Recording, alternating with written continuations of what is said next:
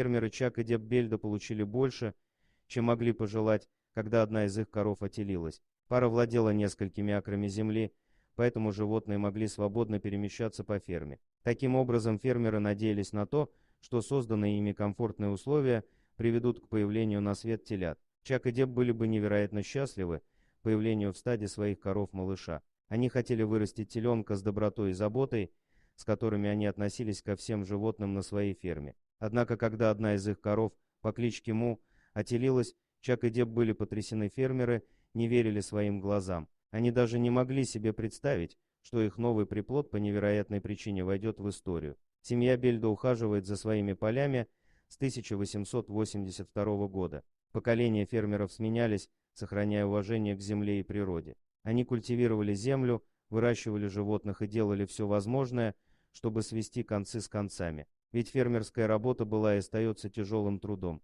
Так было в далеком 1882, так и остается по сей день, несмотря на появление новых технологий и сельскохозяйственных инструментов. Однако родившиеся и выросшие на ферме Чак и Деб были полны решимости продолжать семейные традиции. Поэтому, когда одна из их коров забеременела, пара с радостью ожидала появления на свет нового теленка. Еще до того, как Му отелилась, дочь Дебби и Чака, Джейми, заметила, что живот этой коровы был намного больше, чем в свое время у других беременных коров. Мама заметила, что корова была большой, но не придала этому особого значения. «Близнецы у животных рождаются довольно часто», сказал Джейми в интервью радиоканалу Minnesota Public Radio. В начале года на ферме родились телята-близнецы. К сожалению, они появились на свет в апреле, когда стояли сильные морозы и не выжили. Но когда Му отелилась, вся семья была потрясена количеством появившихся на свет телят. Не один, не два, даже не три. На ферме Чака и Деб появились аж 4 теленка.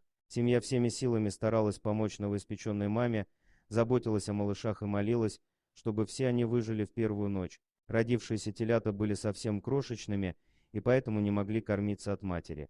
Тогда Чак и Деб взяли на себя функцию кормильцев и давали телятам необходимое им молоко днем и ночью. К счастью, телята были намного крепче, чем казались. Все 4 выжили в первую ночь, и сегодня они пребывают в отличном состоянии. Даже самый младший член клана Бельда иногда помогает старшим на ферме, когда дело касается работы с телятами. У людей четверняшки рождаются редко, а для коров это можно назвать настоящим медицинским феноменом. Такое происходит приблизительно раз из 700 тысяч отелов. В дополнение к этому, согласно ветеринарной справке, шансы на то, что все телята родятся живыми, равны 1 к 11,2 миллионам. Поэтому можно с уверенностью сказать, что на ферме семьи Бельда случилось настоящее чудо.